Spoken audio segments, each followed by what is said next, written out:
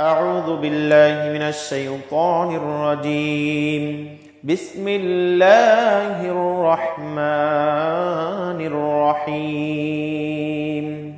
إذا وقعت الواقعة ليس لوقعتها كاذبة خافضة رافعة إذا رجت الأرض رجا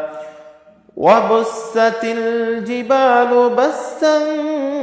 فكانت هباء منبثا وكنتم أزواجا ثلاثة فأصحاب الميمنة ما أصحاب الميمنة وأصحاب المشأمة ما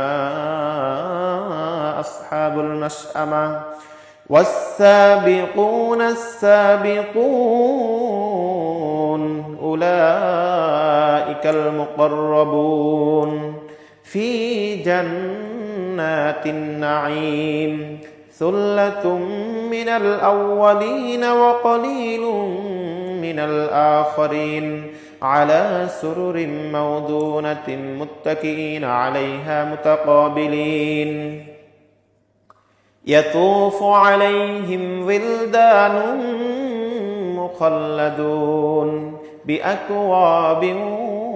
وأبارق وكأس من معين لا يصدعون عنها ولا ينزفون وفاكهة مما يتخيرون ولحم طير مما يشتهون وحور عين كأمثال اللؤلؤ المكنون جزاء بما كانوا يعملون لا يسمعون فيها لغوا ولا تأثيما إلا قيلا سلاما سلاما وأصحاب اليمين ما أصحاب اليمين في سدر مخضود وطلح ممدود وظل ممدود وماء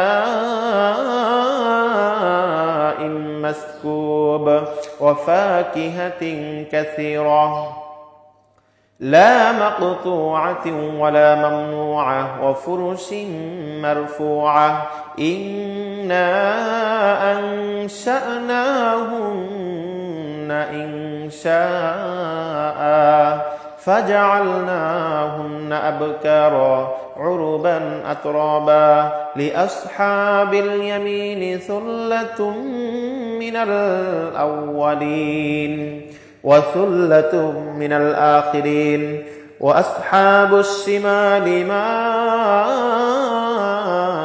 أصحاب الشمال في سموم وحميم وظل من يحموم لا بارد ولا كريم إنهم كانوا قبل ذلك مترفين وكانوا يصرون على الحنث العظيم وكانوا يقولون أئذا متنا وكنا ترابا وعظاما أئنا لمبعوثون أو آباؤنا الأولون قل إن الأولين والآخرين لمجموعون إلى ميقات يوم معلوم ثم إنكم أيها الضالون المكذبون لآكلون من شجر من زقوم فمالئون منها البطون فشاربون عليه من الحميم فشاربون شرب الهيم هذا نزلهم يوم الدين نحن خلقناكم فلولا تصدقون أفرأيتم ما تمنون أأنتم تخلقونه أم نحن الخالقون نحن قدرنا بينكم الموت وما نحن بمسبوقين على أن نبدل أمثالكم وننشئكم فيما لا تعلمون ولقد علمتم النشأة الأولى فلولا تذكرون أفرأيتم ما تحرثون أأنتم تزرعونه أم نحن الزارعون لو نشاء لجعلناه حطاما فظلتم تفكهون إنا لمغرمون بل نحن محرومون أفرأيتم الماء الذي تشربون أأنتم أنزلتموه من المزن أم نحن المنزلون لو نشاء لجعلناه أجاجا فلولا تشكرون أفرأيتم النار التي تورون أأنتم أنشأتم شجرتها أم نحن المنشئون نحن جعلناها تذكرة ومتاعا للمقوين فسبح باسم ربك العظيم فلا أقسم بمواقع النجوم وإنه لقسم لو تعلمون عظيم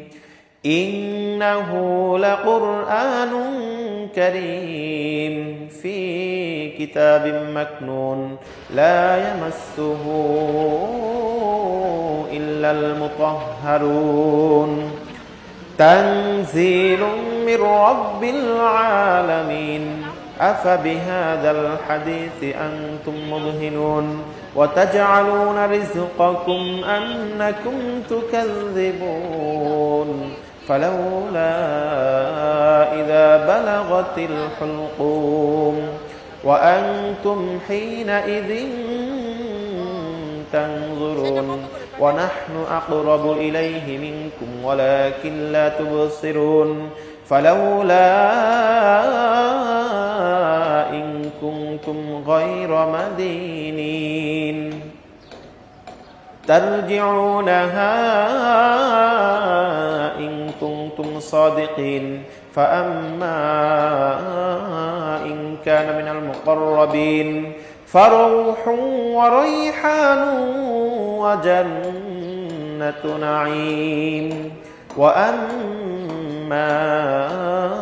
إن كان من أصحاب اليمين فسلام لك من أصحاب اليمين وأما إن كان من المكذبين الضالين فنزل من حميم وتسلية جحيم إن هذا لهو حق اليقين فسبح باسم ربك العظيم صدق الله العظيم.